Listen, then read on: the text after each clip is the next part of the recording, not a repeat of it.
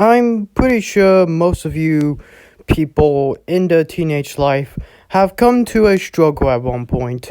You're no longer a kid, and all of a sudden, you're teleported in a world where society where they demanded more from you and has more range of technology than ever before as we are living in this world. But sometimes being a teenager kind of blows. You have to pass all your exams, politics, getting whiteheads, weight gain, and worst of all, you change your mentality better or, well, worse. Now it feels like society is getting after you and there's no other way around it, or even get pressured by others based on your looks or your niche and getting called cringe. Then you ask yourself, where did I go on? Why did I choose that divided path of your childlike wonder? You got to escape it, but you still have the skills. Not to break out of jail. It's to use your imagination by making comics. I mean, the person who escaped imagination with comics? Yeah, I heard that person before. That is because he's me. Yep, that's right. What if I told you that I did in fact made comics when I was around my teenage years? And if you've been keeping up with the channel, my name is Thinkable Comics. I do a bunch of shorts, but I never really talk actual in-depth with like the actual comics. So in today's video, I will be examining my old art that I made as a teenager a very long while ago. However, be prepared with the comics I'm going to show you in my youth because I'm not really as thought-provoking as I am. If you're having lunch while in this video, this is going to be a hell of a ride with this one because my comics can get a bit weird. And trust me, in full sincerity, they can be a bit strange. I'll promise. This is the first comic I have ever made, and yep, it's without further ado, let's just jump into it. So I guess without any more childhood cliche going on, let's see, and life and water are best friends, but they are not lovers. What an introduction. Also, not exactly how I would think, but okay. I mean, they're pretty thin for being dragons, but that was the style at the time I had, and I didn't know any human proportions or how they looks. They just happens to have very lengthy arms. So there are three main characters. Life, the grass one. His character trait is he loves animals big and small, and he reads the Bible and believes it. So I guess religion is now part of this universe. Then there's water. Every time she drinks water, she get fat. Look guys, I swear this is not fetish. Guys, I swear, I promise this is not fetish, okay? Then there's fire. He breathes fire. Yeah, he does like only her body because he find it funny. But fire was a friend. He was the one that makes mistakes, but he fixed what he done. Me next, please. That's the rock guy. Yeah, that was my first comic I have made ever. But mind you that, despite I read Captain Underpants at the time, for some reason I don't own a single comic. My brother has one comic. One time I step on it and rip it with my bare feet. Whoops. It wasn't an ideal introduction, but at least it was something, right? Now, moving on to the next issue. For the next one, it's another Dragtoon comic, but this time it has this character. If you might recognize him, And if you've been looking at my channel, the character I created, Micheal, all started from here. He was just kind of the side character. Now, I can't remember what specific artist gives me this inspiration of Micheal, of the character I created. But it was kind of like an abstract art that has this very cartoonish feel. It wasn't Picasso. Well, maybe it was him that has this abstract character and create these abstract art. I like it so much that I took inspiration from it and draw just a bunch of weird shapes to against gods. I don't have the art, unfortunately, it's all lost. But I eventually draw one character that has two large eyeballs and has a stick figure, which happens to be Micheal. I gave him Micheal because of Michael Jordan. Now here's my second issue, or episode. I do not understand why I said episode instead of issue, and it's season 1. Okay, I'm like being dead serious. There's like gonna be a huge production going on around here with this series. Yes, this is the Micheal character I created. Hey, what's going on? Hi, Michael here. I interrupt this video for an important announcement. Have you subscribed and liked the channel yet? Because if you don't, there is going to be consequences of your actions. Good? Well then, enjoy the rest of the video.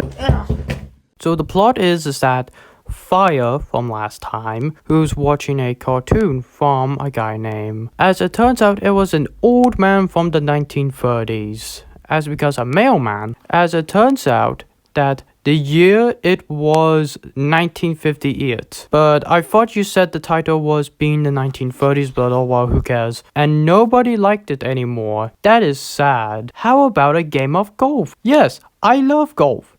The end. Yep, that's it. That is one of the shortest comics I made.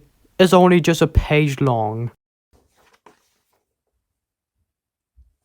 Yep, that's it. That is literally just the comic. It's more of a comic strip, if I had to be honest. Next one. The third one is the train race. Literally based on the events around Stephenson's rocket, if any train nerds can recall, of the infamous race when trains were invented around the 1800s. The year is the 1800s. It is the big train race. Oh boy, it is my biggest day ever. Yes, I whiz.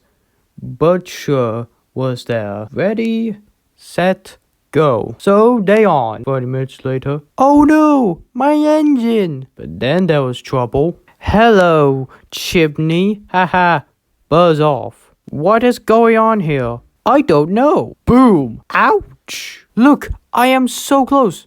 Huh? Here I come. 20 miles per hour. 5 miles per hour.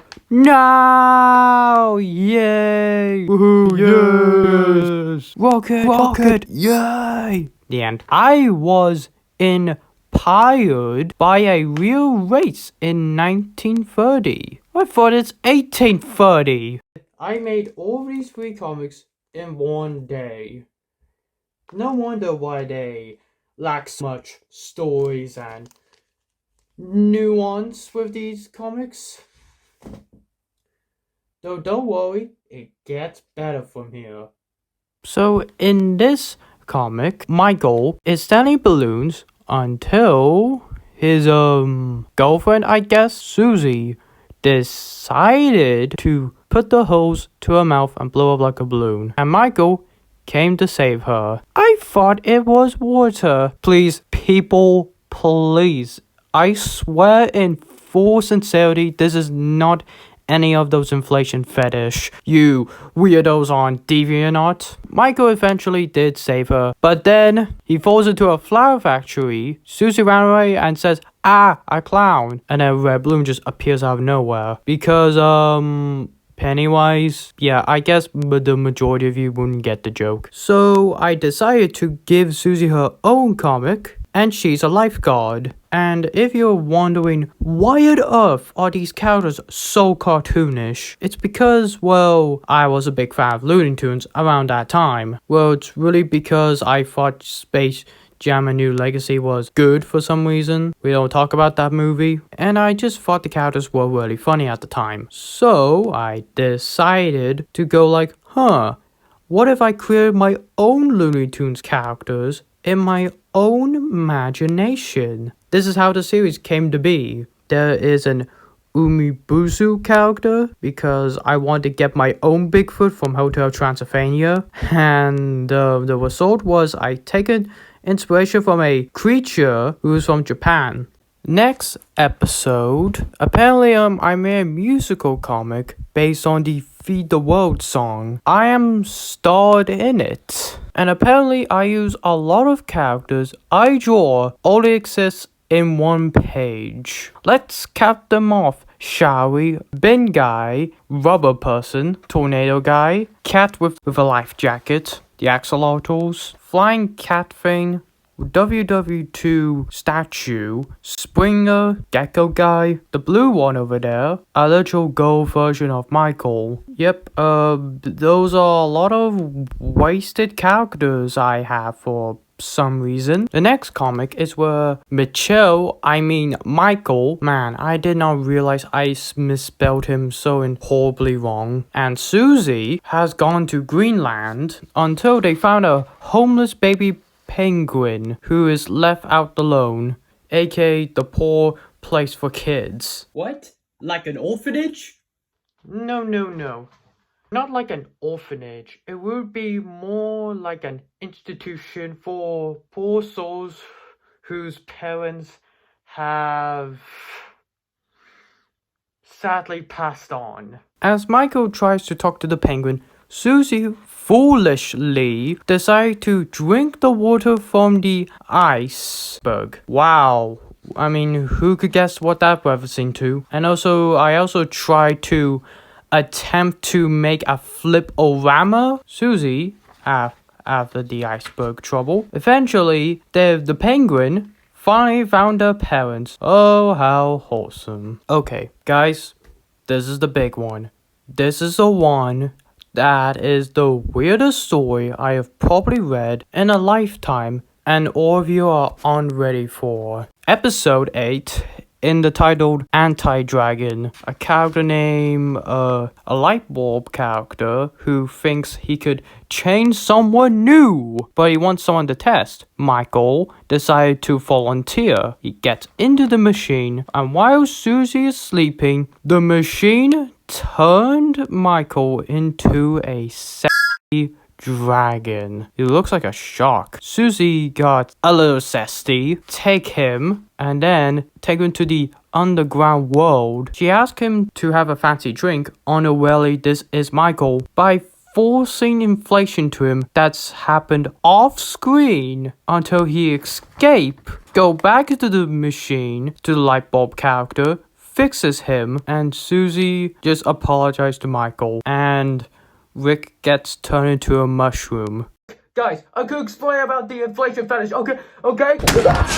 I even one point tried to get rid of the story because how zesty I wrote Susie as a character, to the point that was like her last main role for a couple of issues. I'm sorry, I just can't stop thinking of how ridiculous this is. Imagine your own girlfriend fall in love with you just because you got a new body. The next comic I made is another Christmas comic. This time, it's from Egypt. A kangaroo who messed up Christmas? ? Oh geez, where did that thumbnail title comes from? When Christmas hits Egypt, it was a hit. And snow and sand doesn't matter. It is the Christmas spirit. Until a kangaroo named Claude.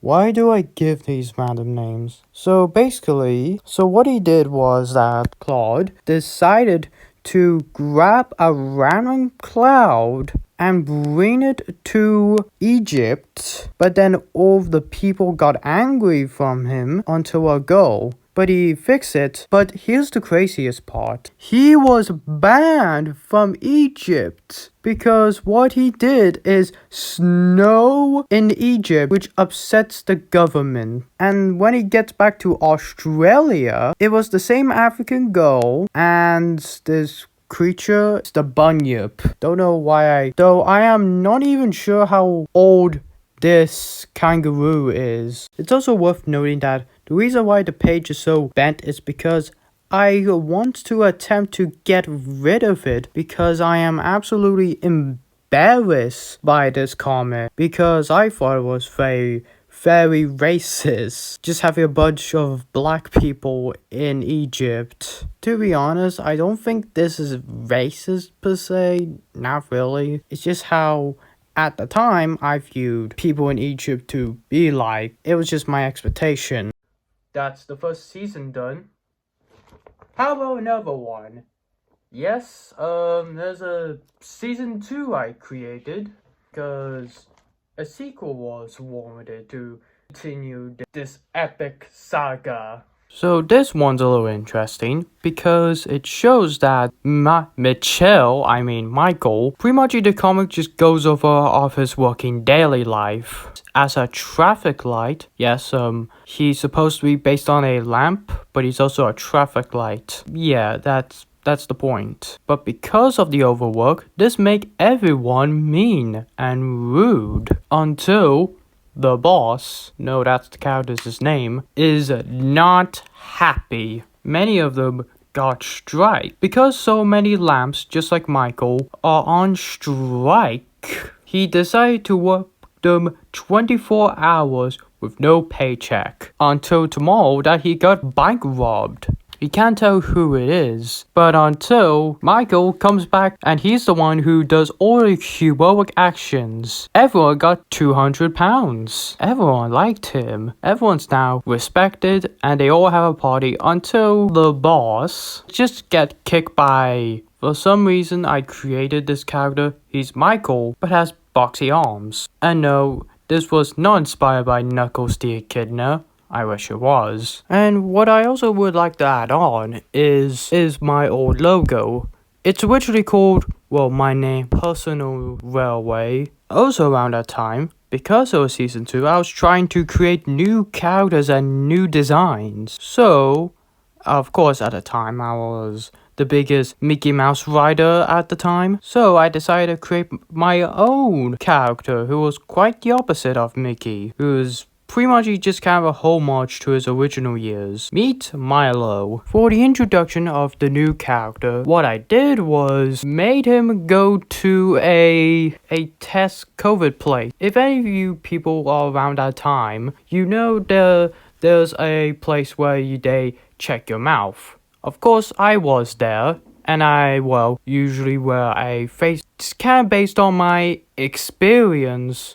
So pretty much the comic is based on from my experience. Milo put the water hose to Medusa, make her fat, and look, people, let's move on from this. But it turns out that he accidentally hurt someone that is famous. But oh well, who cares? It's basically just a Roblox game. I can't remember what exact Roblox game I played, but it was definitely just the more you go forward, the harder it gets. Micheal, David, Hanker, and Rick. And the goal is to capture Spencer. Each character is struggling to bypass the RB, especially Rick, who is the worst jumper known to man. But eventually, Spencer was caught, but because of Rick goes straight to where Rick goes straight to Spencer, boit, and then Spencer falls down like a Super Smash Bros. Character until Hanker said that guy who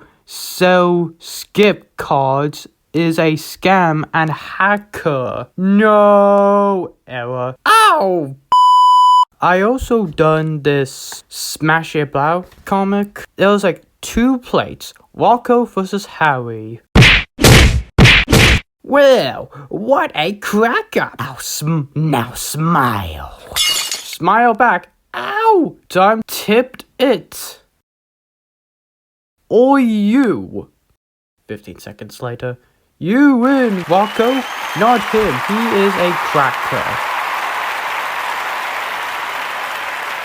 One of those stories of all time. Just like every other inspiring artist, they usually get inspiration, but this time, this comic is inspired by this one SMG4 where Mario is in Poppy Playtime. I wasn't the biggest Poppy Playtime fan, but for some reason this engaged me to make one, which is literally the same plot of, but this time everything's toned down because no more curse words, guys. Also, this panel is extremely complicated. My choice of literature is not that very clear. In Book God, Milo is trying to use multiple ways of getting in without booking. So, in cartoonish fashion, he tried to break through the wall because of this train, but eventually went through the actual tunnel. Classic cartoon humor. Then he tries to do a buff suit and it's also the first time the comic acknowledged Milo is nude.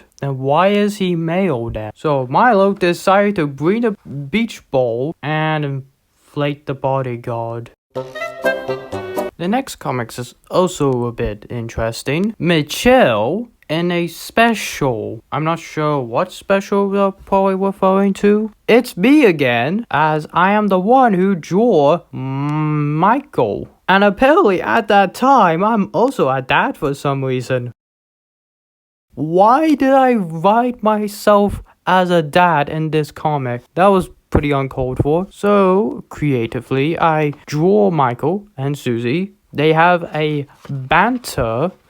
And pretty much just a homage to old cartoons around that time. But eventually, after the fight, as Susie accidentally removed Michael's legs, Susie decided to kiss him, but he doesn't have a mouth. And he grew new legs. And just head out to the city and just have a pleasant time. As it does show off the relationship between Micheal and Susie. So, around this comic, it was around the time that I sadly started to feel burnout around that time. And I'm starting to get a little fed up with the comics and I'm just slightly overworking it a little too much. In this comic, it definitely shows Micheal goes back in time where he meets the light bulb. His name is Bob V. Smith. What kind of name is that? Because if you didn't know, there used to be trams in London. So he goes back in time and warned the sentient trams until by the next day he came back and tried to set them to the scrapyard, aka the boss. And Micheal grabbed this crowbar and swing it so far away. Does Micheal have superpowers now? Does he just throws the boss around the earth like Christopher Reeve's Superman? What's also funny to me in this panel, I thought Micheal was more than 5 foot tall, which is the average human being. I told you about Poppy Playtime, which meaning that Huggy Wuggy should be around 7 feet tall, and Micheal should be around 8 or at least around 7 foot tall. For some reason, he shrink in the comic, and he is smaller than the trams. He's a street lamp. Should he be taller? Way taller than all the trams? So everything's back together until the boss comes back to all events of the Great Fire in London. And it turns out Micheal was there and he says, Who is he? To be continued, which never happened. So, meaning that the boss is stuck in 1888. Oh, hell no! So, remember Rick, right? Yeah, he returned this comic. Though you can tell this comic is pretty rushed. This is what happens when I don't have a script. But even then, I don't even know what even a script is if you ask me if I was around 2022. So Rick is decided to get a new job at a railway based on the Caravan and Lictrum Railway because, yeah, I suck at everything. I got fired being a singer, a zookeeper, male, and a stupid... Yeah, Rick just sucks at everything. So fortunately, he gets the job. Until when he accidentally goes a little too far with the diesel train, as he goes crazy with it, as it just run wild crazy, Rick, and it turns out that Rick is all out of gas. And then Rick just kind of just give up at this point. He knows that every job he does, he just sucks at it, no matter what way he slices it. And Rick is just so fed up at this point. But he realized that maybe complaining about everything is not a good idea.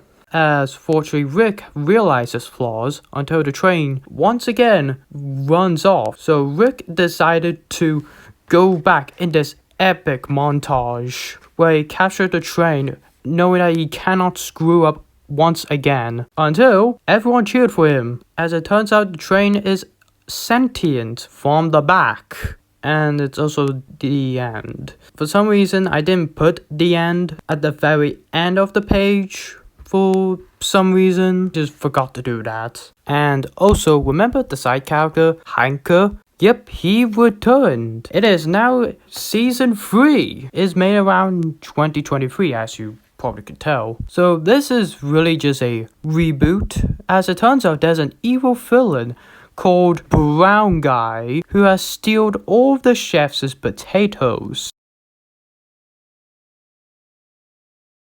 As his plan, as I'll narrate it, since I got so many potatoes, Derek, you know what am I going to do with it? I am going to use the potatoes for a theme park. And we are going to make a lot of money. Whoa, that's cool. Derek! Stand down, Brown Guy. It's you, the blocky monster. Why did we come up with these names? Oh god, it's collapsing. Run, my boy. So Heinke did eventually get the sack. But it was a bomb. To be continued. And there was never another comic after that. So Dragtoons came back again, and it's worth noting that this comic was made while I was in school. Hence, what's up with like the felt tips. So the rock guy, he's back, and what he does is extremely unspeakable. He kiss life. And it says the end, apparently. I don't know what is going on here. Like, I don't know if I actually wrote the rock dragon as a gay character. Maybe? Well, it's been an interesting ride to say the least. But after all the comics, what did we learn from it? I mean, yeah, it's pretty easy just to call my art bad or stupid or way too goofy. And yeah, they were very goofy, and the writing is not like Watchmen level, but I wouldn't get rid of it. Honestly, I'll let Solar Sands, because he perfectly summed up what I think about this. Also, if you want to see the video, I'll link the description below. A lot of people can feel embarrassed about their old artwork after their skills have improved, which I'm probably not helping with. But contrary to popular belief, I don't hate beginner artwork as a whole. Everyone's going to make bad art when they're beginning, of course, and some people just want to get rid of it when they improve. But I would advise against this. The first reason is that comparing old artwork to new can give you a boost in confidence. But a lot of times, one quick glance at your old art can show how far you've come. And oh boy, some people have come really far. Comparison of your work can also give you insights into why something works or doesn't work. The second reason is that old artwork can be pretty hilarious. Keeping your old art can give you tons of entertainment. I mean, even looking back some older comics, even the older superhero comics, they were also very goofy. You could see as a reflection on that. Despite my embarrassing art, I'm still proud of it. I'm still proud of myself that I could keep these comics and show you to it. And I also want to show my art, and I also want to show my art over the years. And yeah, it's seriously been improved. And I just want to show my art to the world. And definitely the year 2024 was definitely the year where I started to improve and start over just getting a lot more proportion. I hope you find this video. I hope you get something out of this video. And thanks for watching.